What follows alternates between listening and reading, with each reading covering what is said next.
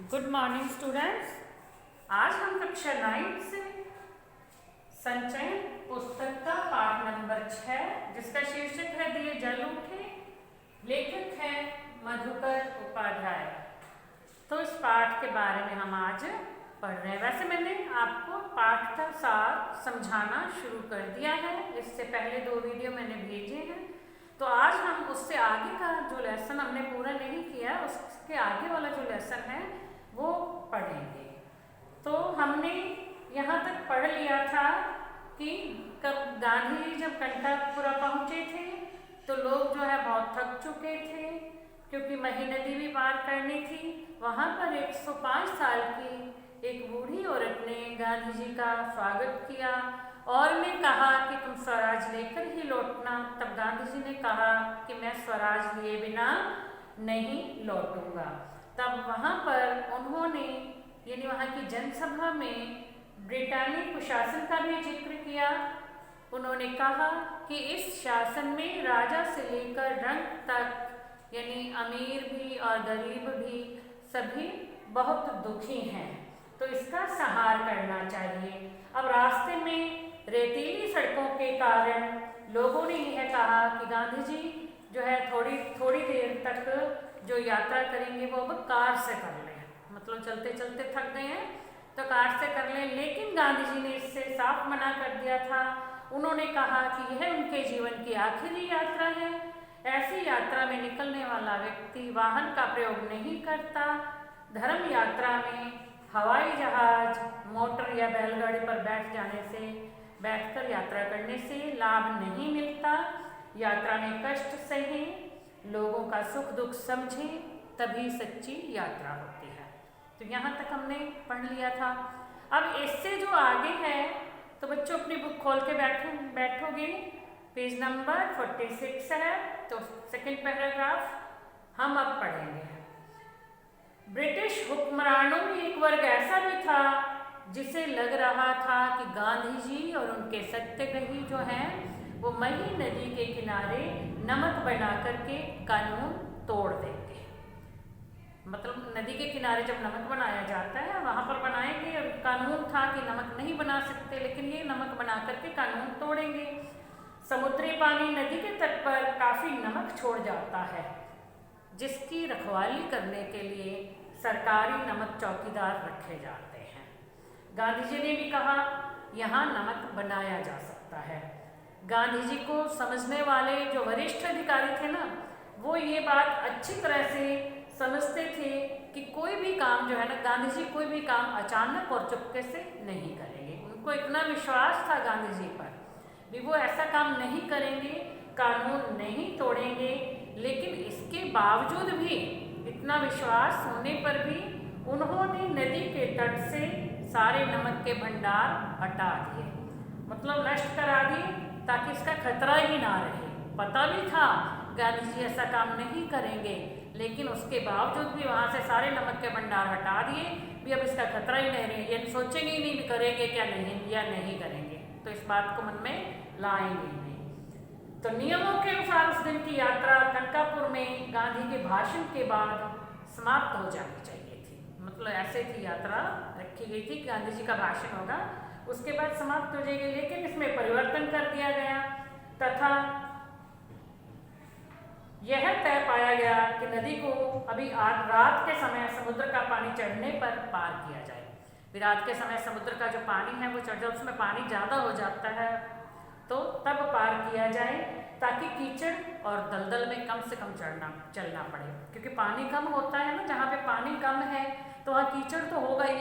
कीचड़ और दलदल में जो है पैर रखने पड़ेंगे, वहाँ से चलना पड़ेगा। जब ज़्यादा पानी आ जाएगा तो जो है वो उस कीचड़ और दलदल में नहीं चलना पड़ेगा। इसीलिए ये डिसाइड किया गया था कि आधी रात के समय समुद्र का जब पानी चढ़ जाएगा, ऊपर हो जाएगा, तब जो है नदी पार की जाएगी। रात 10:30 बजे भोजन के बाद सत्याग्रही नदी की ओर चले। अंधेरी रात में गांधी जी को करीब 4 किलोमीटर दलदली जमीन पर चलना पड़ा। अंधेरा भी बहुत था और दलदल भी यानी कीचड़ भी था, उस पर चलना पड़ा। 4 किलोमीटर तक वो चले थे। कुछ लोगों ने गांधी जी को कंधे पर उठाने की सलाह दी, क्योंकि कमज़ोर थे, दुबले पतले तो थे। तो लोगों ने कहा कि चलो कंधे पे उठा लेते हैं और फिर उससे पार करवा देते हैं, लेकिन उन्होंने मना कर दिया। कहा है यह धर्म यात्रा है, इसे मैं चलकर ही पूरी करूँगा। तट पर पहुंचकर, तट होता है किनारे, मही नदी के किनारे पर पहुंचकर गांधी जी ने पैर धोए और एक झोपड़ी में आराम किया। आधी रात का इंतजार करते हुए मही के तट पर उस घुप अंधेरी रात में भी मेला जैसा लगा हुआ था।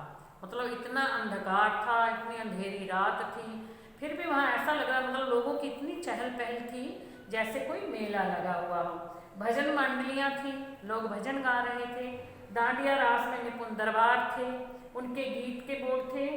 मतलब वहाँ पर जो है लोग बैठे, इतने लोग इकट्ठे हो रखे थे जो कि मतलब भजन भी गा रहे थे। तो डांडिया रास भी हो रहा था। तो उसमें क्या था, उनके गीत के बोल क्या थे? देखो गांधी का डांडिया रास, देखो वल्लभ का डांडिया रास, डांडिया रास सरकार का नाश, देखो विट्ठल का डांडिया रास, देखो भगवान का डांडिया रास। मतलब वो क्योंकि देश को आज़ाद करवाने के लिए सब कुछ हो रहा था, तो वहाँ पर जिन्होंने भजन के जो बोल बनाए हुए थे वो भी इस तरह से बना दिए थे, यानी तुकबंदी कर दी है। अब तुकबंदी है, देखो गांधी का डांडिया रास, देखो वल्लभ का डांडिया रास, डांडिया रास सरकार का नाश, यानी वो अंग्रेज सरकार को मतलब वहाँ से अपने देश से बाहर निकालना चाहते थे, देश को स्वतंत्र करवाना चाहते थे, इसलिए वहाँ पर ये सब हो रहा था। अब गांधी जी को नदी पार करवाने की जो जिम्मेदारी थी वो रघुनाथ काका को सौंपी गई थी। तो उन्होंने क्या किया, इसके लिए एक नई नाव खरीदी, उसे लेकर कनकापुरा पहुँच गए। बदलपुर के रघुनाथ काका को सत्याग्रहियों ने निषाद राज कहना शुरू कर दिया। उनके पास बदलपुर में काफ़ी ज़मीन थी और उनकी नावें भी चलती थी। जब समुद्र का पानी चढ़ना शुरू हुआ तब तक अंधेरा इतना घना हो गया था कि छोटे मोटे दिए उसे भेद नहीं पा रहे थे, यानी जो दिए जल रहे थे, कोई दिया जला दिया जाए घनी अंधेरी रात में, वो दिए की रोशनी कहाँ थोड़ी सी जगह पे ही होती है, मतलब उससे अंधकार दूर नहीं हो रहा था। थोड़ी ही देर में कई हजार लोग नदी तट पर पहुँच गए और सबके हाथों में दिए थे। अब जो है थोड़े बहुत दिए तो उस अंधकार को दूर नहीं कर पा रहे थे, लेकिन जब हजारों की संख्या में लोग नदी के किनारे अपने हाथों में दिए लेकर के पहुंच गए तो वहाँ का नज़ारा ही देखते बनता था। यही नज़ारा नदी के दूसरी ओर भी था। पूरा गांव और आसपास से आए लोग हाथों में दिए लेकर रोशनी लिए गांधी जी और उनके सत्याग्रहियों का इंतजार कर रहे थे। रात को 12 बजे महीसागर नदी का किनारा भर गया, पानी चढ़ आया था। गांधी जी तब झोपड़ी से बाहर निकले और घुटनों तक पानी में चल करके नाव तक पहुँचे। महात्मा गांधी की जाए, सरदार पटेल की जाए, जवाहरलाल नेहरू की जाए के नारों के बीच नाव रवाना हुई। अब वहाँ पर माहौल ऐसा बना हुआ था भी हम अपने देश को आज़ाद करवा ही लेंगे। अब उस नाव को कौन चला रहा था? रघुनाथ काका चला रहे थे। कुछ ही देर में नारों की आवाज़ नदी के दूसरे किनारे से भी आने लगी। ऐसे लगा जैसे वह नदी का किनारा नहीं बल्कि पहाड़ की घाटी हो और जहाँ प्रतिध्वनि सुनाई दे रही हो। प्रतिध्वनि होता है अपनी ही आवाज़ दोबारा सुनाई देना, गूंज, अनुगूंज जिसको बोलते हैं। तो वो जो है क्योंकि जगह खाली थी, नदी थी, तो नदी के किनारों पर लोग बोल रहे थे, तो वो जो नारे बोल रही थी उसकी आवाज़ उन्हें स्वयं सुनाई दे रही थी, प्रतिध्वनि सुनाई दे रही थी।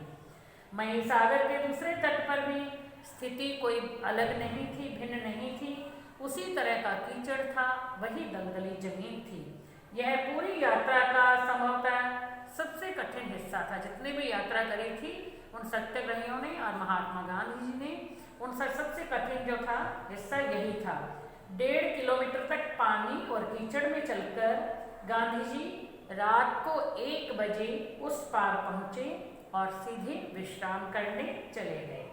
गांव के बाहर नदी के तट पर ही उनके लिए झोपड़ी पहले से ही तैयार कर दी गई थी। गांधी के पार उतरने के बाद भी लोग जो है वो किनारों पर दिए लेकर के खड़े थे, अपने हाथों में जलते हुए दिए लेकर के खड़े रहे। उन्हें पता था कि भी और सत्याग्रहियों ने भी आना है, इसीलिए जो थे उन्हें भी नदी पार करानी होगी, इसलिए वो हाथों में दिए लेकर के खड़े रहे। तो वहाँ का माहौल जो है बहुत ही सुंदर दृश्य दिखाई दे रहा था, लोगों में जोश था और वो अपने हाथों में दिए लेकर के खड़े थे। इसीलिए इस पाठ का जो नाम यानी शीर्षक क्या रखा गया, दिए जल उठे, यानी दियों की इतनी रोशनी कर दी थी वहाँ पर गुप्त अंधेरी रात में, घने अंधकार में भी, कि सब कुछ साफ साफ दिख रहा था और ऐसा लग रहा था मानो वहाँ मेला लगा हुआ। तो बच्चों आपका ये जो लेसन है ये कंप्लीट हो गया है। अभी इसके जो प्रश्न उत्तर हैं वो मैं आपको समझाऊंगी, वो नेक्स्ट वीडियो में समझाऊंगी। तो आज के लिए इतना ही। अब आप इस पाठ को अपनी बुक में से शुरू से लेके एंड तक पूरा पढ़ोगे ना, अंत तक, तो आपको बहुत अच्छा लगेगा और पूरा जो है ये और अच्छी तरह समझ में, वीडियो भी आपने देखा और उसके बाद आपने बुक में से भी पढ़ लिया, तो आपको बहुत अच्छी तरह से समझ में आ जाएगा। और इसके अंदर जो छोटे छोटे प्रश्न बनते हैं ना, मान लो कोई ऐसे प्रश्न होते हैं जिसका उत्तर हम एक दो शब्दों में दे सकते हैं, कुछ होता है कि एक दो पंक्तियों में भी दे सकते हैं, तो वो जो आप प्रश्न है आप उन्हें याद कर लेना, बीच में बुक में ही उसको जो है अंडरलाइन करते जाना, ताकि आप जो है वो आसानी से जब भी लेसन पढ़ोगे तो उसमें से वो छोटा जो प्रश्न का उत्तर होता है वो आपको अच्छी तरह से समझ में आ जाएगा, ध्यान रहेगा कि ये हमें देखना है। तो आज के लिए इतना ही, बाकी नेक्स्ट वीडियो में। Thank you.